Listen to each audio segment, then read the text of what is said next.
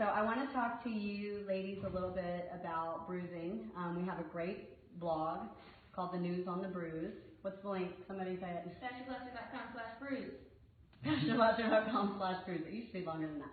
But you can definitely go read about that and kind of understand the science behind the bruise, because the bruise is not like a blunt trauma bruise. It is not an injury. Bart, hop into the screen and explain to them, when you pull apart a fascial adhesion or you restore fascia, it flushes blood to that area, and that's what the bruise is. Yes, exactly. Well, the bruise is caused, I mean, you're causing, like, by taking the tool on it, you are causing, like, fascia restriction, or like you're breaking down the tissue, so it's blood's flowing to the area and removing unhealthy dead tissue cells that need to get removed and remodeled to become healthy, strong fascia connective tissue to make you function better.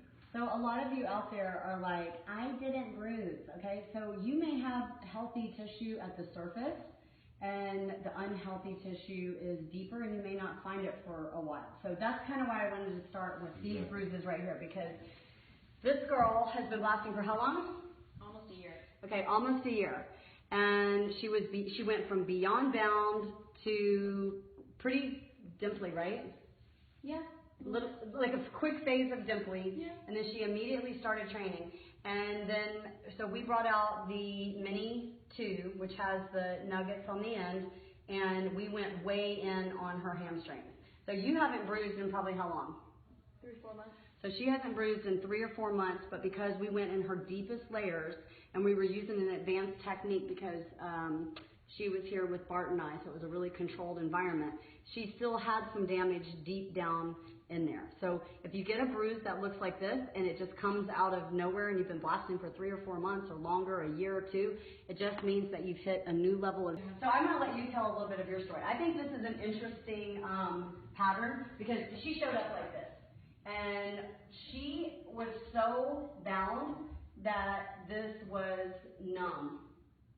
So when she went off on the bruises, can y'all zoom in and see them or no? And it could be from the injury as well.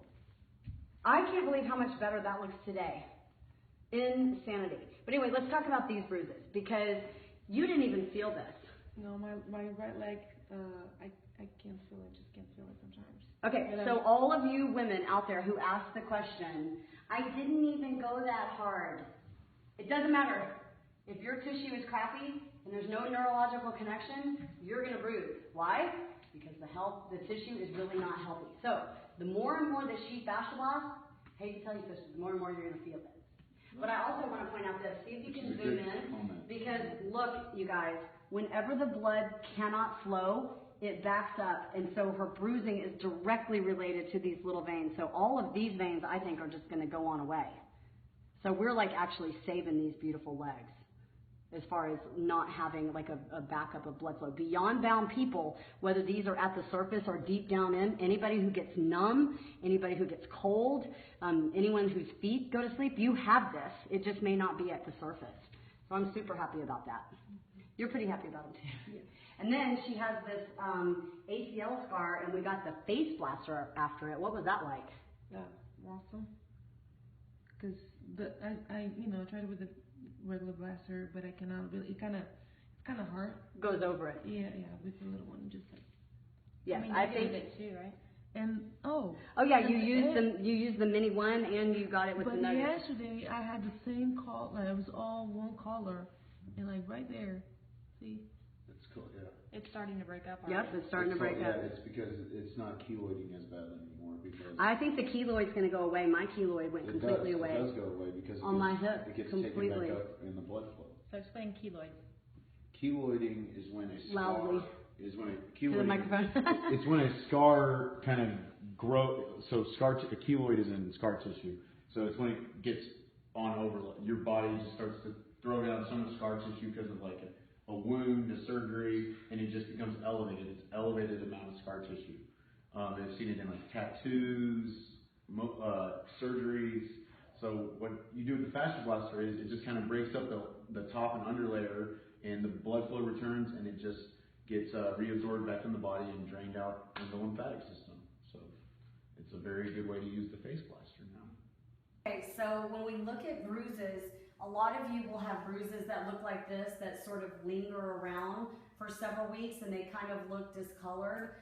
It's completely normal and it's okay. You're actually just going to start using the FasciaBlaster super light so that you can start moving it out. And Bart, do you want to explain like why it lingers in some people and not others? Yeah, I mean it's just stuck in the space between the muscle, and it's just stuck. And all it needs to do is get pushed back up. You come in with either massaging. The FasciaBlaster, light FasciaBlaster. At the skin level. So you're just bringing the blood back there. It's like a blood pressure cuff. It's tight, it relaxes, and then you gotta squeeze it back in and get it back up to the heart. So would you have them go all the way from the hip down to the bottom of the foot? No, I would. If this were her, I would just go flush towards the heart. Mm-hmm. Okay, just nice and easy for 5 to 10 minutes with oil, and then lightly come in and just. Well, let's talk about that while we have it. You don't have to fascia blast up towards the heart, because when you're flushing, which is more of like a grab and push, that you can help facilitate venous return, like what massage therapists learn.